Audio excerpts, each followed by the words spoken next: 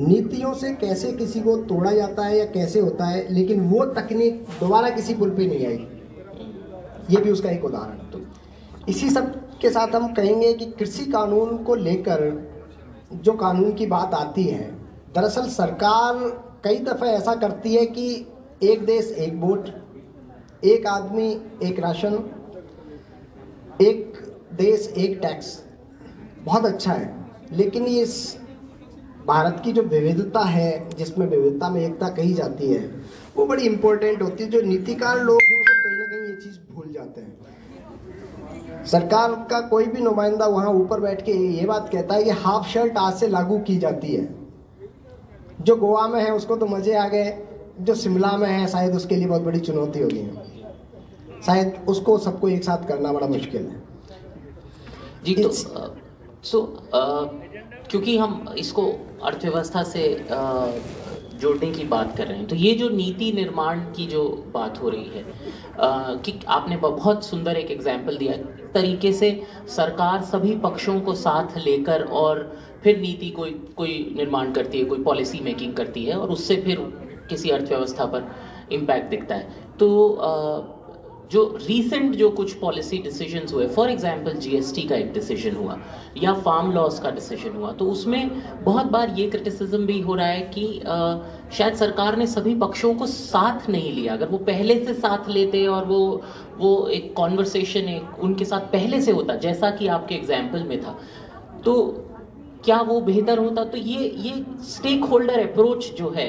Policy making की, legalities की, क्या आप इसको मिसिंग देख रहे हैं अभी? मैं ये कहूँगा दो शब्द हैं, एक पूर्ण और एक संपूर्ण। जी। इसमें कंप्लीट कौन सा है जी, मुझे एक बार बताएं, पूर्ण या संपूर्ण, कौन सा कंप्लीट है? संपूर्ण। तो पूर्ण क्या है? किसी एक नजरिए से पूरा, और संपूर्ण जो सभी नजरिए से समान रूप से पूर्ण। बस यही अंतर है सरकार की पूर्णता और संपूर्णता में। हम संपूर्णता चाहते हैं जी, सरकार कहीं ना कहीं उसको पूर्ण पर लाकर विराम लगा देती है। सर माथुर सर, मेरा आपसे एक और सवाल है कि पिछले कुछ दौर में जो ये प्राइवेटाइजेशन बहुत तेजी से बढ़ रहा है अर्थव्यवस्था में, इसको आप कैसे देखते हैं? क्या सरकारी को असरकारी बनाने के लिए गैर सरकारी बनाना जरूरी है? देखिए, अगर आप सरकार के सोर्सेज ऑफ फाइनेंसेस को देखें तो धीरे धीरे सरकार के सोर्सेज ऑफ फाइनेंस डिप्लीट हो रहे हैं, कम हो रहे हैं जी। और अब सरकार सब जगह पहुंचने में अपने आप को सक्षम नहीं पा रही है कि सरकार इतनी संख्या में कॉलेज खोल सके, इतने लोगों को रोजगार दे सके, इतने लोगों को शिक्षा दे सके जी। तो प्राइवेटाइजेशन जरूरी है और प्राइवेट इन्वेस्टमेंट जरूरी है जी।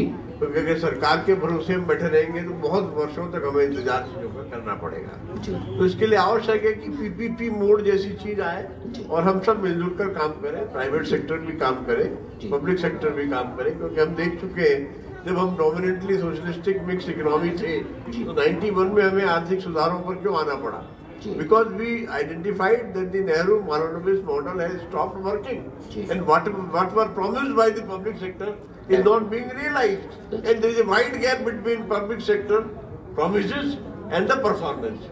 तो हम जो है 91 में आर्थिक सुधारों की तरफ आए और हमने देखा कि पहला जो आर्थिक सुधारों का दशक था 91 से 2000 तक का, जो पहली जनरेशन के इकोनॉमिक रिफॉर्म्स थे वो बड़े सफल रहे और हमारी अर्थव्यवस्था एक जमाने में जिसे हम हिंदू रेट ऑफ ग्रोथ कहते थे और 3% 4% से आगे नहीं सरकती थी, बिल्कुल वो 10-11% तक आगे बढ़ी और तेजी से अर्थव्यवस्था में सुधार हुए।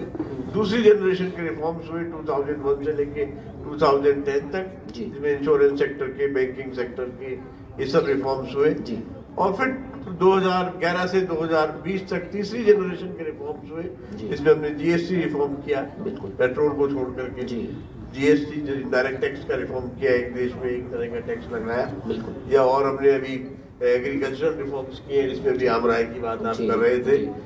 तो इन 3 दशकों में तेजी से रिफॉर्म्स हुए हैं और सहमति भी बनी है, चाहे गवर्नमेंट एनडीए की रही हो, चाहे यूपीए की रही हो, चाहे अटल बिहारी वाजपेयी प्राइम मिनिस्टर रहे हो, चाहे मोदी जी रहे हो, चाहे कांग्रेस की सरकार रही हो, लेकिन एक बात पर सहमति रही है कि रिफॉर्म्स चलते रहने चाहिए और रिफॉर्म्स की रफ्तार तेज ही हुई है, कम नहीं हुई है जी। इसका कारण यही है कि सरकार के रिसोर्सेज की सीमाएं हैं। सीमाएं सभी के रिसोर्सेज की होती हैं, लेकिन प्राइवेट सेक्टर ज्यादा बड़ी तादाद में है, और इसलिए हम इस बात को देख चुके हैं कि in public sector everybody's business is nobody's business, but in private sector we take care of our interest, and that is why the growth rate is high in private sector. लेकिन हाँ, ये बात है कि अगर प्राइवेट सेक्टर ठीक से काम नहीं कर रहा है तो उसको रेगुलेट करने की जरूरत है, और रेगुलेटिंग एजेंसी सब जगह है, चाहे वो इंश्योरेंस की इदा हो, चाहे वो एविएशन सेक्टर की हो, चाहे वो सेबी हो। रेगुलेटिंग एजेंसीज का काम अब इतना मुख्य हो गया है कि if the private sector is not working well, if they are distorting, if they are charging exorbitant prices, then they should tell the private sector that this is your place. So regulatory bodies must have biting teeth also. They should not only use the wisdom tooth. Beautiful sir, एक आखिरी इस session का सवाल और फिर हम इसको खत्म करते हैं। मैं भारत की अर्थव्यवस्था को वैश्विक स्तर पर आप कैसे उभरता हुआ देखते हैं? क्या हमारे लिए मेजर चैलेंजेस हैं? वो चाइना हो सकता है, या मल्टीलैटरल जो वर्ल्ड बन गया है, या मल्टीलैटरल ट्रेड सिस्टम खत्म हो रहा है बट वर्ल्ड मल्टीपोलर होता जा रहा है। ऐसे एक दुनिया में भारत की क्या स्थिति आप अगले आने वाले 4-5 सालों में? WTO जब 1995 में बना था तभी से हम WTO के फाउंडिंग मेंबर हैं, and we did not miss that bus, we joined the bandwagon of globalization. बिल्कुल। और बहुत एक सरल सी डेफिनेशन है ग्लोबलाइजेशन की, that sourcing the capital where from it is cheapest, selling the goods where the markets are, and producing the goods where labor is cheaper or raw material is cheaper or ease of doing business is there. वो सरल सी भाषा है, जहाँ पैसा सस्ता मिलता है वहां से उधार लाइए, जहाँ पर श्रम सस्ता है वहां बनाइए, और जहाँ पर माल बिकता है, जहाँ बाजार है वहां जाकर के बेचिए। So we have also joined this bandwagon, और उसी का फायदा है कि आज आपका $580 बिलियन का फॉरेन एक्सचेंज रिजर्व है। ये ग्लोबलाइजेशन का ही फायदा हुआ है कि आज भी ऐसी विपरीत परिस्थितियों में भी जब हम जूझ रहे हैं, और foreign exchange reserve is $580 billion, तो 1991 में सिर्फ $1 बिलियन जी। तो ग्लोबलाइजेशन की दिशा में हम तेजी से बढ़ रहे हैं। अगर आप देखेंगे कि कोलंबिया यूनिवर्सिटी में जगदीश भगवती इकोनॉमिस्ट है, उनकी किताब है इन डिफेंस ऑफ ग्लोबलाइजेशन, उन्हीं की चेयर पर वहाँ अरविंद पनगारिया साहब बैठे हुए हैं, जो यहाँ वाइस चेयरमैन भी थे नीति आयोग के। तो और एक जोसेफ स्टिग्लिट्ज हैं, वो भी कोलंबिया यूनिवर्सिटी में हैं, जिन्होंने ग्लोबलाइजेशन एंड डिस्कंटेंट्स वाली किताब लिखी है। तो कुल मिला के ग्लोबलाइजेशन ने वादा ये किया था कि दुनिया में वर्ल्ड ट्रेड बढ़ेगा, और ये वादा पूरा भी हुआ है, विश्व में वर्ल्ड ट्रेड बढ़ा है। लेकिन some countries are the gainers of globalization and some countries are losers of globalization. कुछ कंट्रीज को कुछ क्षेत्रों में फायदा हुआ है, कुछ कंट्रीज को दूसरे क्षेत्रों में फायदा हुआ है, कुछ लूजर्स भी रहे हैं। So Joseph Stiglitz Nobel laureate कहता है, if you want that globalization must work, then solution only is that the gainer countries must share their gain with the loser countries, then only globalization will work, otherwise globalization की भी वही दशा होगी जो और किसी भी व्यवस्था की दशा हुई है। लेकिन what is beyond globalization then, what is beyond capitalistic economy? अगर ये भी सिस्टम फेल होता है तो आखिर हम कहाँ जाएंगे? सोशल सिस्टम भी हम देख चुके, पूंजीवादी व्यवस्था भी हम देख चुके, अब ये भी फेल होती है तो आखिर हम जाएंगे कहाँ? कुल मिला के हमें सबको संयमित रहने की जरूरत है, रेगुलेशन की जरूरत है, और रेगुलेशन को स्ट्रिक्टली फॉलो करने की जरूरत है। Thank you so much sir. तो ये हमारा आज का JIPL का सेशन था, अर्थ के चक्के, और मैं बहुत खुशकिस्मत हूँ कि आप सभी के साथ बैठने का मौका मिला मुझे। उनके साथ जाकर खड़े हो गए कुछ लोग, यूं भी बड़े हो गए। तो मैं आप सबके साथ बैठकर बहुत गौरवान्वित महसूस करता हूँ। बहुत बहुत शुक्रिया JIPL के इस मंच पर आने के लिए और इतनी यूजफुल इंसाइट्स हम सबसे शेयर करने के लिए। हमको नई रविश के हल्के जकड़ रहे हैं, और बातें तो बन रही है पर घर उजड़ रहे हैं। पुरानी और नई रोशनी में फर्क सिर्फ इतना है कि उसे कश्ती नहीं मिलती, इसे साहिल नहीं मिलता। Thank you. अभी कुछ देर पहले तक अर्थव्यवस्था मेरे लिए एक जटिल विषय था, पर जिस तरह से कोविड के बाद कई सिचुएशंस और उससे पहले की जो हिस्ट्री हमें बताई गई है और जिस आसान तरीके से हमें समझाया गया, मैं धन्यवाद करना चाहूँगी हमारे सभी पैनलिस्ट का और हमारे होस्ट का कि बहुत ही सुंदर और बहुत ही उम्दा तरीके से जिस तरह से इस विषय पर डिस्कशन हुआ है। Very well, thank you sir. क्यों न मैं हमारी खुद की भाषा बोलूं। मातृभाषा दिवस पर बहुत सारी बातें हुई, लेकिन मायड़ भाषा री बात करूँ। एक आर्टिकल पढ़ियो हो दैनिक भास्कर माथे, उठे लिखेड़ो हो कि जब संविधान सभा हो रही, जब वी टाइम भाषा चयन के खातिर टीम बनाई गई। वो टीम में राजस्थान से मायड़ भाषा रो प्रतिनिधित्व करवा माथे 17 लोगों ने चयनित करे गए। दुर्भाग्यवश 17 में से 17 ही गायब है। और जब वापस एक बात हुई कि समीक्षा की जाए, उस दिन मात्र 2 जना हाँ, और 2 जना की बात कौन सुनी गई। और आज मायड़ भाषा के खातिर संविधान में कोई जगह नहीं। तो ई माथे चर्चा करवाने, मायड़ भाषा की बात करवा माथे आज कामना राजावत जी को सेशन है, और आपके साथ में 2 अतिथि है। मैं कामना राजावत जी कोई परिचय की मोहताज को ना, राजस्थानी दूरदर्शन में मरुधरा के नाम से आप कार्यक्रम करते रहे हैं, बहुत अच्छी कवित्री है, और पितृपुरुष कल्याण जी राजावत साहब की सुपुत्री है, और एक गवर्नमेंट लेक्चरर भी है। तो आप सबकी जोरदार तालियों के बीच में मैं आवाज़ दूँ कामना राजावत जी। बहुत बहुत धन्यवाद। इरी की लाइना, धरती धोरारी हो धरती धोरारी, आ तो सुरगाने शरमावे, इन पर देव रमण ने आवे, इन रोजस नर नारी गावे, धरती धोरारी ओ धरती धोरारी। सूरज कण कण ने चमकावे, चंदो इमरत रस बरसावे, तारा निछरावण कर जावे, धरती धोरारी ओ धरती धोरारी। ओ गीत जब सुना या गावा तो आपनो हियो हरके और रोम रोम पुड़के। ओ गीत मारा राजस्थान के जो प्राकृतिक सौंदर्य है या फुटरापो है, इको वर्णन है, ई वजह नहीं, ओ मारी मायड़ भाषा में लिखियोड़ो गीत है, जन मारो हियो पुड़के। और ई मायड़ भाषा री बात में आज करा, माँ तो जन्म देवे, पर जो परिवेश देवे बा अपनी मातृभाषा देवे। जी मैं टाबर पढ़े बड़ो हुए है, बिना जिका विचारधारा बने, भी को जिका व्यक्तित्व को निर्माण बने, वो भी की मायड़ भाषा में बने। पद्मश्री सीपी देवल एक जगह क्यों, हे मायड़ भाषा री मात बर बाटी, हे मायड़ भाषा री मात बर बाटी माटी, जद मैं तन पैरन सूं पैरन ओडूं, तो फातियारी लोरी भी नहीं आ जावे गाड़ी नींद, और जद मैं तन्नी पेरूं न ओडूं, तो आखी उम्र नागो दिसूं। मायड़ भाषा रे बिना आपरी कई पहचान है, मायड़ भाषा अपनी पिछाण है।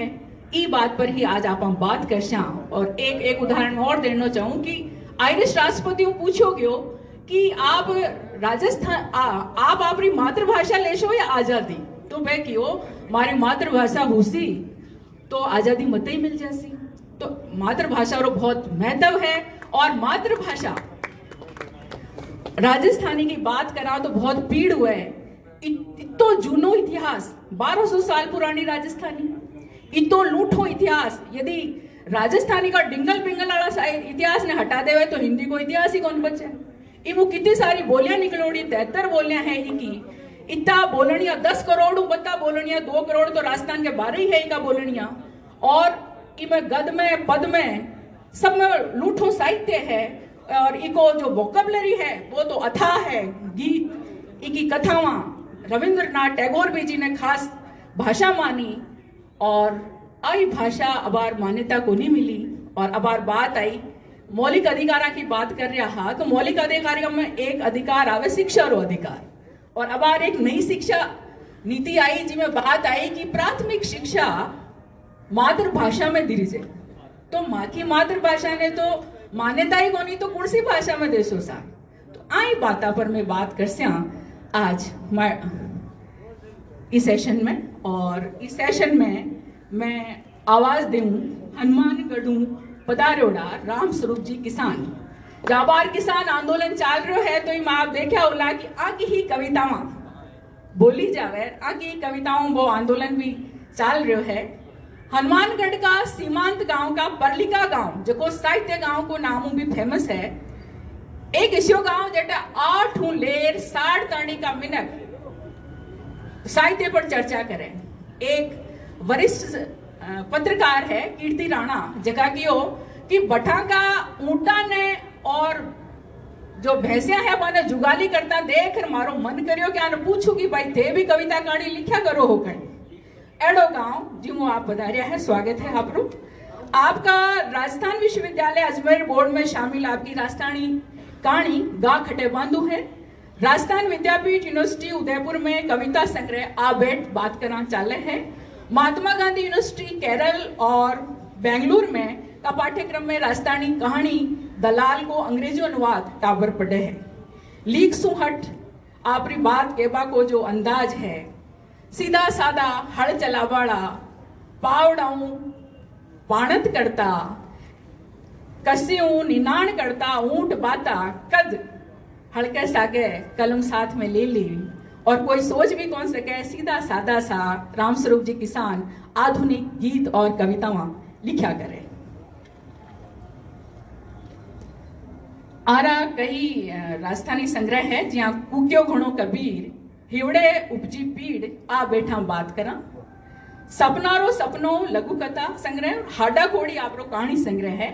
रानी कनेर अनुवाद पोथी जीवन तो यहाँ है और डांखड़ा संग्रह आपरा लिखा तका है और भी आने भी सुनस्या। और मैं दूजा जखा माँ का स्पीकर है मारी भी ओळखाण कराऊं डॉक्टर नीरज जी दया। आप बीकानेर पधारिया है। आप कवि है, कहानीकार है, आलोचक है, समीक्षक है, संपादक है, अनुवादक है। आपरा घना ही रूप है और सौ बड़ी मोटी जी की जो विशेषता है वह है कि बीजेरी जिया लिखता ही रेवे आरी हिंदी में तो बहुत सारी कविता संग्रह जिया उठची हुई नींद रक्त में घुली हुई भाषा जिन्हें आप सुनस्या भी सृजन संवाद है नंद जी के साथ हताई टाई टाई फिश पंच काका का जेबी बच्चा बुलाकी शर्मा को सर्जन सरोकार भोरसो आथण ताई लघु कथावां साख आपकी कविता संग्रह है। पाछो कुणासी ए राजस्थानी भाषा रहा है। देवसूठो कविता संग्रह है। आलोचना रे आंगणे घड़ी खम्मा राम राम और आप सबको इस्तबाल सबने सलाम। रंग रंगीलो रस भरियो मीठो और नमकीन राजस्थान रो लाडलो और सिल्वर स्क्रीन। आप जानो ही हो कि राजस्थान कला और संस्कृति रो प्रदेश है। अठेरी लोक कलाओं और संस्कृति ने कौन कौन जाने। अठेरा आना टाना जीवन जूटन गीत काल रहन सहन पहनावो खान पान और रीति रिवाज री चर्चा तो पूरी दुनिया में चाले। अठेरी भांत बदली धरती मौसम और तरह तरह रंगा ने देख कर तो देवता भी अमर मन चला जाए। मारो केंद्र मतलब वो है कि राजस्थान आपने किसी ही क्षेत्र में कम कोनी पर आज जब राजस्थानी सिनेमा की बात चले तो थोड़ो सो अपने नीचो देखना पड़े। एक टाइम ही राजस्थानी सिनेमा को डंको चारा कानी बाजतो बाबो सारी लाडली नानी बाई को मायरो बाबा रामदेव सुपातर बीड़नी मारी पैरी चन्ना रमकुड़ी झमकुड़ी सुहागन रो श्रृंगार ननद भोजाई देरानी जेठानी 22-40 शास्त्रीय सरीसी फिल्मा ने दर्शक खूब पसंद करी। आरो गीत संगीत देश विदेश रे कोना कोना के माए फैलियो। बीके आदर्श रामराज नाटा भरत नाटा संदीप वैष्णव मोहन सिंह राठौड़ भरत व्यास जतिन कुमार शिरीष कुमार निर्मल मिश्र सूरज दाधीज और नीलू रमेश तिवारी सही सा कई कलाकार आपने राजस्थानी सिनेमा ने खूब खिलाया। और 2001 में जगमोहन मुंदड़ारी फिल्म बवंडर ने अंतर्राष्ट्रीय स्तर पर भी कई पुरस्कार जीत्या। उनके बाद में राजस्थानी सिनेमा की रफ्तार थोड़ी सी धीमी पड़ी। हालांकि अबारा दौर में पाछो राजस्थानी सिनेमा रफ्तार पकड़ी है। कई फिल्में बढ़वा लगी है। कई बड़े बजट की फिल्मों का मुहूर्त भी हो रहा है पर ठोस अपील के अभाव में राजस्थानी सिनेमा आपके क्षेत्र विशेष में सिमटतो जा रहे हैं और सीमित बजट के कारण फिल्मों को प्रदर्शन पूरा शहर में एक साथ नहीं हो रहा है। इन कारण मुनाफे उम्मीद तो कम ही रहे। आज आप बात कोनी के राजस्थानी बोलबाला कमी है। आज लगभग 10 करोड़ राजस्थानी देश के कोना कोना में फैलोड़ा है और सगला सरस मनोरंजन भी चाहे। राजस्थान की भांत बतीरी लोकेशना देसी और विदेशी फिल्मकारा ने हमेशा लुभावती रही है। अटे the Jungle Book Octopussy the Jewel in the Crown the Deceivers the Far Pavilions रे सागे सागे बॉलीवुड की कई फिल्मा जिया मुगले आजम रेशमा और शेराम मेरा गांव मेरा देश गुलामी बंटवारा आदि बहुत सारी फिल्मा की शूटिंग अपने राजस्थान में हुई है। और आज बॉलीवुड का जो फिल्मा है बाकी मैंने घणकराटी सा भी आपने राजस्थानी लोगों का लाग रहा है बी के बावजूद भी राजस्थानी सिनेमा बॉलीवुड की बराबरी कौन कर सके। आज आई बात आपने आत्ममंथन करवाने मजबूर कर रही है और मैं वो मंथन करवा वास्ते स्टेज पर बुलाना चाहूं अपने देश का बहुत ही मानीजोड़ा कहानीकार लेखक चरण सिंह जी पथिक साहब ने। एक बार जोरदार तालियों के साथ में चरण सिंह जी पथिक स्टेज पर पधारे। आपकी फिल्म पटाखा और हाल ही में रिलीज हुई कसाई खूब धूम मचा रही है। और अब मैं बुलाना चाहूं जाने माने अभिनेता राहुल सूद साहब ने कि वे स्टेज पर आवे और स्टेज ने सुशोभित करें। राहुल सूद साहब के बारे में मैं अतिशी बताऊं कि आपकी फिल्म भंवरी और हाल ही में रिलीज हुई थोर खूब चर्चा मेरी और आप बहुत बड़ा अभिनेता तो है ही के साथ साथ में एक बहुत बड़ा प्रोड्यूसर भी है। अब मैं राजेंद्र गुप्ता जी ने अर्ज करना चाहूं कि आप स्टेज पर विराजमान हुए। राजेंद्र गुप्ता जी बहुत बड़ा प्रोड्यूसर है और आपकी हाल ही में फिल्म नानी बाई को मायरो रिलीज हुई जो दर्शक खूब सराही। तो परिचय की छोटी सी औपचारिकता पूरी और अब चाहवा के राजस्थानी सिनेमा पर थोड़ा सा आप मंथन करा और सबसे पहलो सवाल मारो चरण सिंह जी पथिक साहब से कि आप बॉलीवुड की मूवी पटाखा करी और बॉलीवुड ने बहुत ज्यादा करीब देखो और आप एक बहुत बड़ा कहानीकार और बहुत बड़ा लेखक हो, तो आप लेखक और कहानीकार होने के नाते राजस्थानी सिनेमा ने कई रूप में देखो?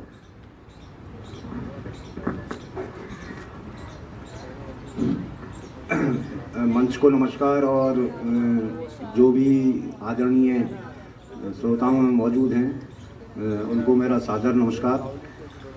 आपनों सिनेमा के तहत ये कार्यक्रम हो रहा है जिसमें सभी लोग यहाँ मंच पर मौजूद हैं।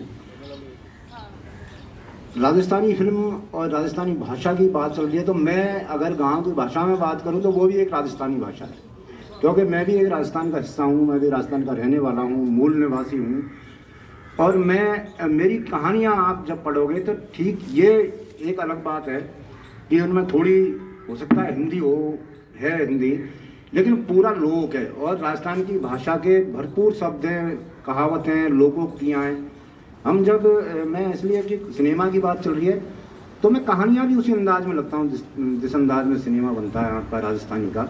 हम जब पटाखा विशाल जी के साथ कर रहे थे तो ये बिल्कुल तय था कि मैंने कहा सर हम अपनी भाषा को नहीं मारेंगे, जो भाषा है वो शुद्ध हिंदी में फिल्म नहीं जानी चाहिए, क्योंकि एक जो इसमें जो कहानी दो बहनें जो कहानी थी वो उस अंदाज में थी, एक राजस्थानी लोक की जो भाषा है उसमें थी। ये थोड़ी सी आप डिफरेंट थोड़ा सा अंतर आपको इसलिए करना पड़ेगा कि मारवाड़ या मेवाड़ हैं, तो मैंने कहा ये पूरी राजस्थान भी राजस्थान का हिस्सा है, अलवर, मेवात, भरतपुर, ये सब टोंक। तो उन्होंने कहा हाँ हम वही भाषा रखेंगे जो आपकी कहानी में है, बल्कि पूरे कहानी में तो बहुत सारी हिंदी भी है, लेकिन हम पूरी फिल्म पटाखा, आप जब बहुत से आपके यहाँ मौजूद हैं दर्शक उन्होंने देखी होगी पटाखा, वही बाप खानी। जब राधिका मदान से ये पूछा शायद सानिया मल्होत्रा से आपको कौन सा शब्द सबसे सुंदर और सबसे जानदार लगा पूरी फिल्म में, तो वो कहा मेरे को तो बाप खानी बहुत अच्छा लगा। तो वो हमारी राजस्थानी कल्चर, हमारी राजस्थानी भाषा का शब्द है जो हमारे यहाँ बोला जाता है, सब जगह बोला जाता है। वो उत्तर से लेके दक्षिण पश्चिम कहीं भी चले जाओ उत्तर पूरे राजस्थान में।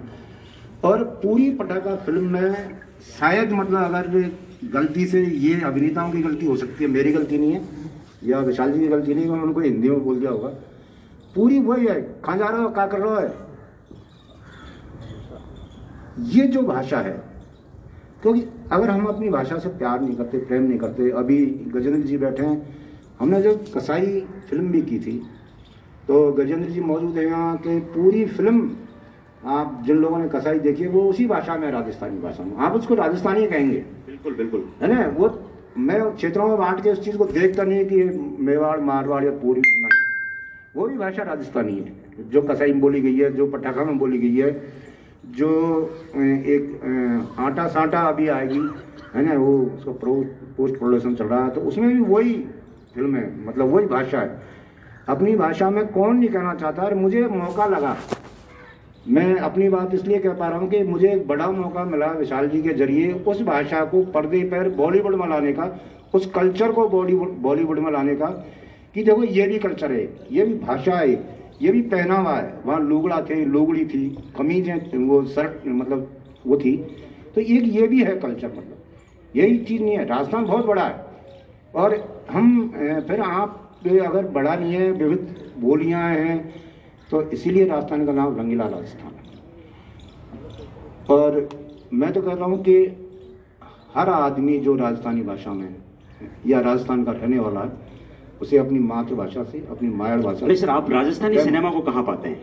राजस्थानी सिनेमा की बात है धनराज भाई, थोड़ी सी पुरानी बातें भूल जाइए और नए जमाने की बात करोगे तो बहुत दुख होता है।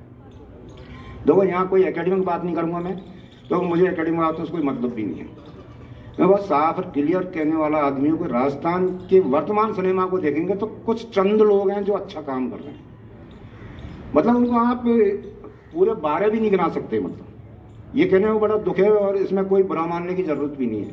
मुझे पता नहीं क्यों ऐसी चीज़ें हो रही है कि एक तो यहाँ सरकार का भी सवाल खड़ा होता है कि जो मराठी में सरकार अपने मराठी सिनेमाकारों को, कलाकारों को प्रोत्साहन देती है। गुजरात सरकार ने भी घोषणाएं करी है ना, अभी करी है सरकार ने घोषणा। लेकिन अगर ये घोषणा कर दे कि हर चाहे मल्टीप्लेक्स हो चाहे सिंगल स्क्रीन हो, उसमें एक शो राजस्थानी भाषा के सिनेमा का देख, मतलब आपको चलाना ही पड़ेगा, तो कितनी चीज़ें हो जाएंगी। आप देखिए, मतलब वो जो पैसा लगाने से कतराते हैं, आप बजट देंगे राजस्थानी भाषा का, है ना, तो वो बताते ही थोड़ा असहजता महसूस होती है। मतलब कि वो बजट कितना कम लेके चलते हैं, है ना, क्यों नहीं लगाने के लिए तैयार रहते हैं राजस्थानी भाषा में। जो पूरी बॉलीवुड में जो राजस्थान के सेठ पैसा लगा रहे हैं, आप देखिए आकलन करिए, जो बिल्कुल बॉलीवुड फिल्मों में लगा रहे हैं 20-20 करोड़, 40-40 करोड़, 50-50 करोड़ राजस्थान के रहने वाले हैं, तो राजस्थानी भाषा की मैं फिल्म बन रही है तो उसमें पैसा क्यों नहीं खर्च कर रहे हो?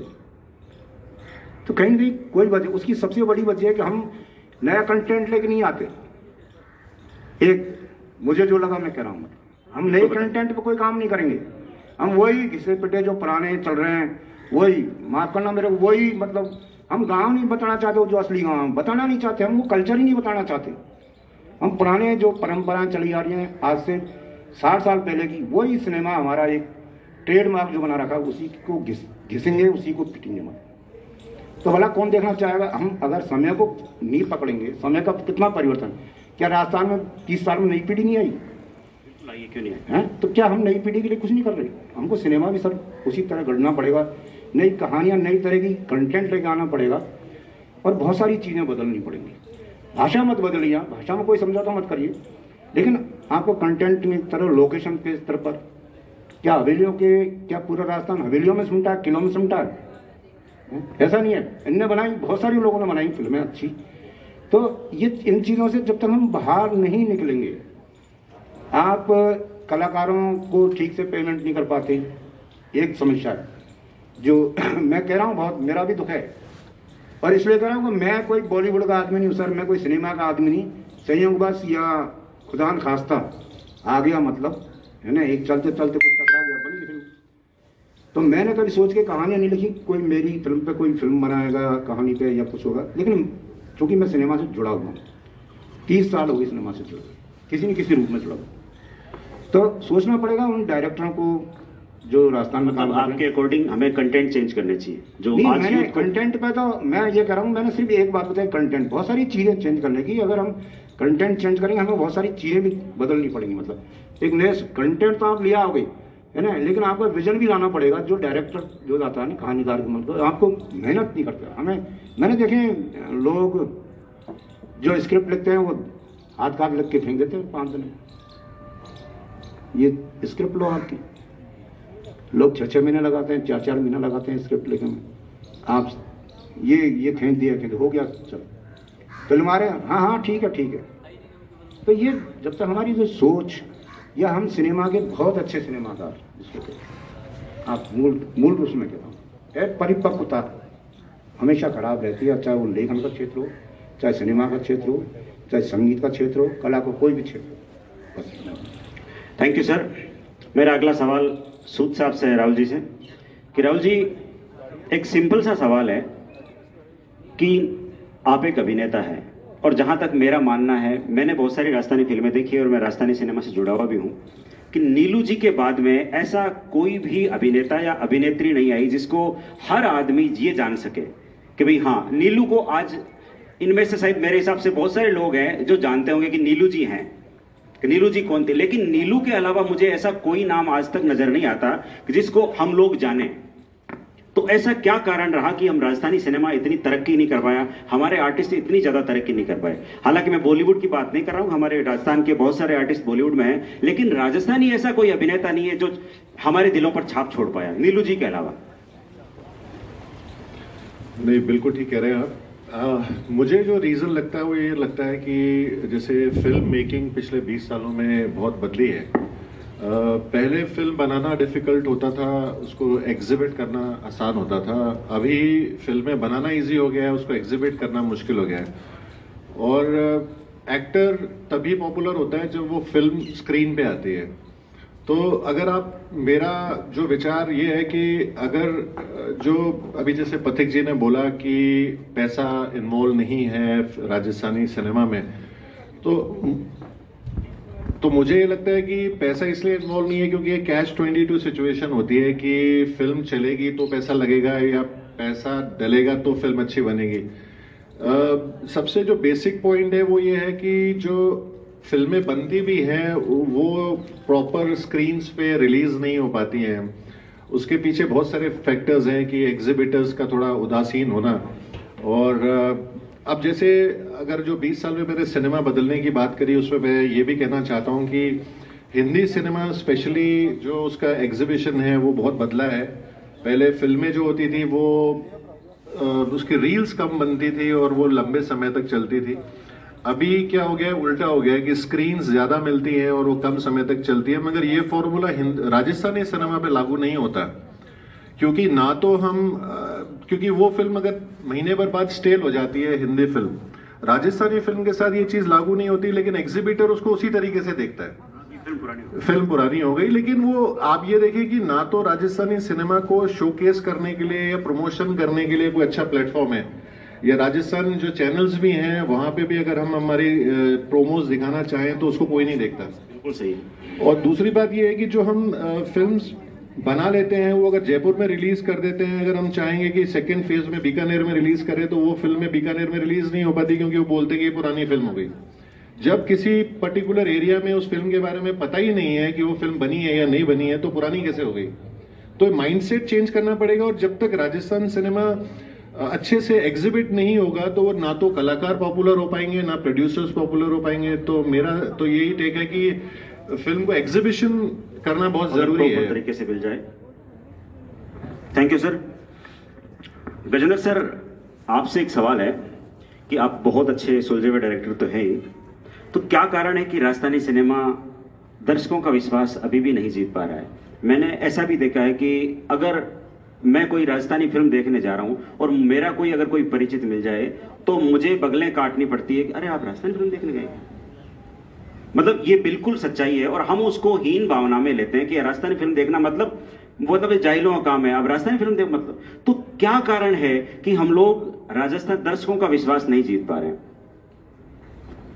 अब इसमें एक्चुअली क्या है कि अब ये अपनी अपनी एक सेंसिबिलिटी की बात होती है। हर फिल्मकार जो कहानी चुनता है अपने हिसाब से विषय चुनता है उसका, और उस पर एक फिल्म कंसीव करता है, फिल्म को प्लान करता है, बनाता है।